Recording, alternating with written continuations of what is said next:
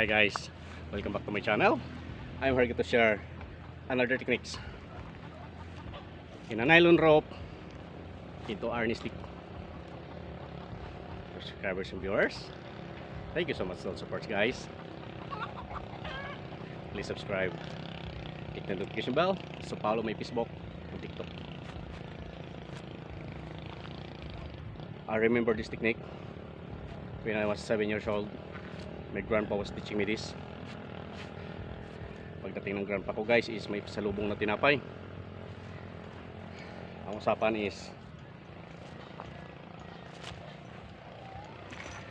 bago ko guys makain yung pasalubong na tinapay, magawa ko muna yung technique na ito. Kasi guys no? Kasi guys, depende guys sa haba na yung gusto na arnis. Let's say yung kamay mo is komportable ka sa mas mahaba na arnis, is doon mo gawin. Kung mas maiksi, doon mo rin gawin. Sa akin guys is ganitong kahaba ang gusto kong arnis. So guys no, arnis stick. How to do arnis stick from the nylon rope. Yeah. Sasang nylon na tali. Yan so guys no, gagawin natin siyang kailang guys pantay. Ayan guys no, gagawin natin siyang arnis no?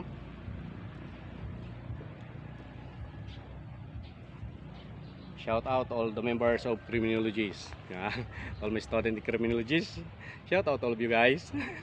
Yan, also shout out to all the members of MMDE, yung mga student natin sa MMDE dyan, kaway naman dyan. Ayan yun guys no. So sa mga naging student natin sa PNP, ayan guys no, lalo na sa ating mga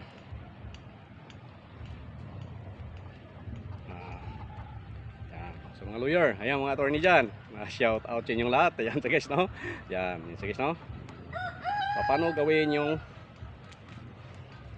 gagawa ng guys, kailangan pulido guys, na hindi siya matanggal, kailangan may lock.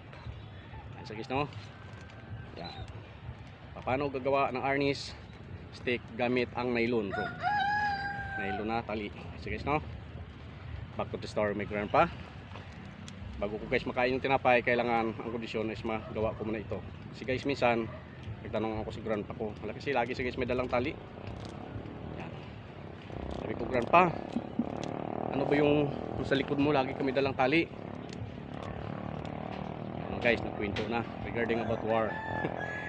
Isa kasing veterans war yung aking lolo.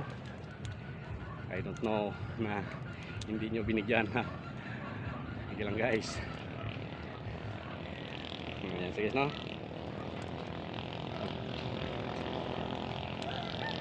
maalala nyo sa yung aking grandpa. Ayan sige no. Kailangan guys pulido is twist mo rin siyang kanya. At dito guys, kailangan guys tatlo rin siya. Yan, tatlo yung sa gitna, dalawa sa bawat gilid. Kailangan guys mag-twist mo rin siya at nagro-roll. Yan, silbi lock. Yan, sige guys no. Yan. Sige guys no. Yan. Mga groups ng rescuer, yan guys, idagdag nyo po ito yung technique na to, nagaling sa aking grandpa. Yan sige guys no. So guys, ang ating bilisan natin no, ayan guys. So guys no, yan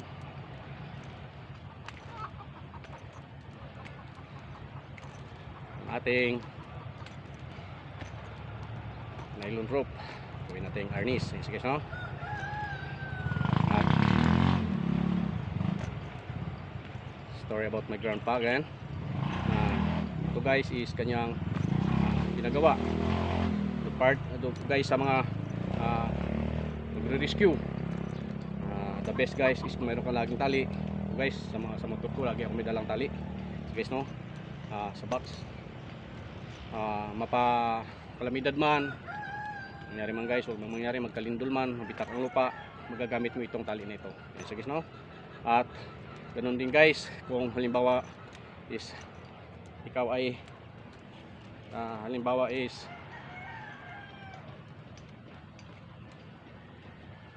Guys, no?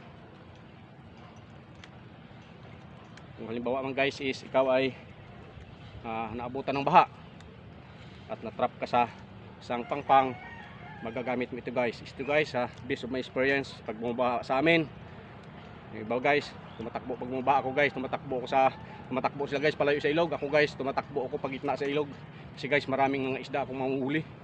Kasi guys, no, pag bumabaha kasi guys, lahat ng isda guys is nandoon na sa gilid. So nung panahonan ko may dala akong tali, sako, yun na guys ang kinabubuhay ko. Kasi guys, no, gamit ko itong technique na itinuro sa akin ng aking grandpa. Kasi guys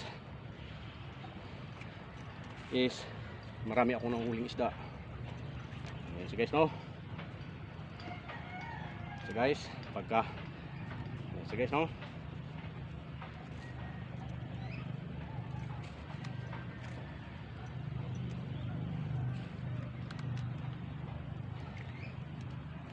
back to story about my grandpa again. Pagka is magawa ko na to guys, bago ko, o pagkatapos ko to magawa guys, bago ko makain yung tinapay sa probinsya kasi guys is walang tinapay guys. Nakain namin doon lagi is saging, kamuting kahoy, ang mais. So malayo kami sa natawag na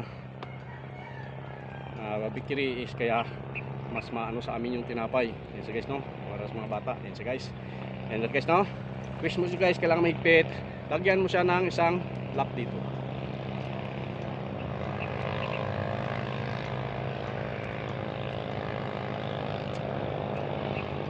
May lock na siya dyan guys, may lock na siya dyan.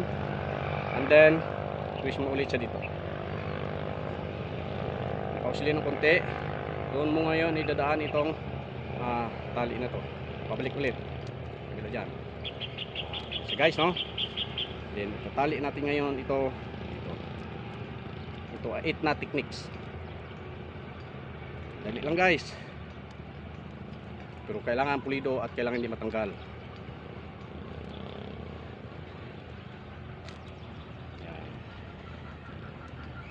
Yan guys, huminan ako, shout out sa lahat ng mga Boy Scout, yan, mga DepEd, yan, pwede nyo guys is i-share ito sa mga student. Yan guys, no, ito ay allowed sa mga student, mga Boy Scout, Girl Scout. Guys, no, kailangan guys pulido kakagawa nito. Guys, no, yan. Starting ngayon, yan, isa pa, kailangan guys is pulido.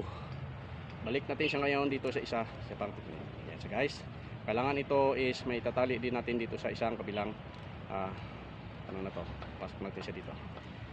Yan. Isa pa guys, isa pa. Yan, kailangan pulido guys ang pagkakagawa nito. Ay kung hindi guys, pulido ang pagkakagawa. Kailangan na yung lock mo ay siguradong papasok doon sa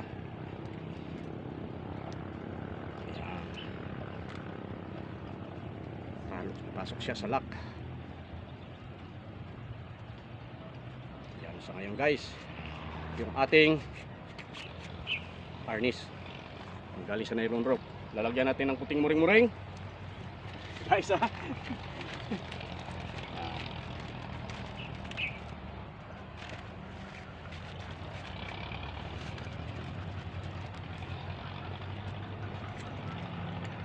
Guys, ha.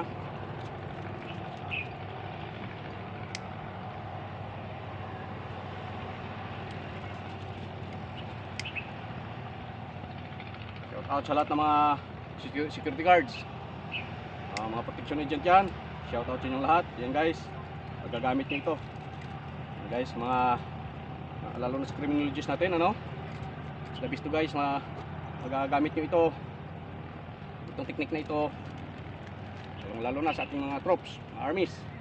Shout out pala sa ating mga nag-student natin sa Marines. Yan, mga Navy, shout out yung natin. So guys, no, lagyan natin siya ng muring-muring. Patigasin natin ngayon yung nylon.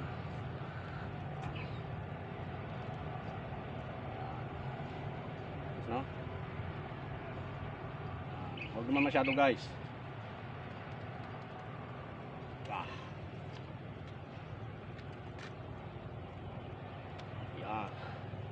guys, no? Ah. Yan. Whew.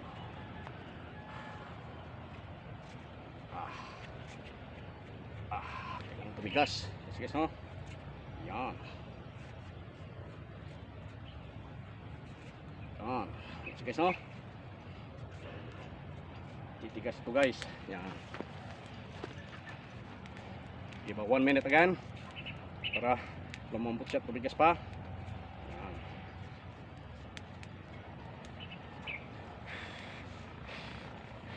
Yes, guys. Yan na yung ating nylon rope. Ayan, nagiging arnis na. Yan, sige, no? Kaway-kaway naman dyan, guys. Kaway-kaway naman dyan. Yan, guys, no? Shout out yun yung mga idol. Yan, ito, guys. Yung aking natutunan galing sa aking veterans warrior na grandpa. Yan, sige, guys, no? Na dati, guys, kailangan daw kung ikaw may sundalo on the time nung unang panahon, kailangan, guys, allowed ang isang tali. Panaylon rope ano hindi. Basta may tali ka, guys, kailangan qualified ka sa isang pag-training. Yan, so guys, no? O, sa mga armies natin dyan, o, sa mga reserve force, yan, kaway-kaway naman dyan, no? Dagdag nyo to doon sa teknik nyo, yan, so guys, no? O, sa mga rescuer, yan, so guys, no? Kaway-kaway naman sa mga troops dyan, yan, so guys, no? Sa mga MMDs, yung mga student natin sa MMDs, yan, so guys, no? Guys, tumigas na yung ating nylon rope. Ito na ngayon yung ating nylon rope. Ha!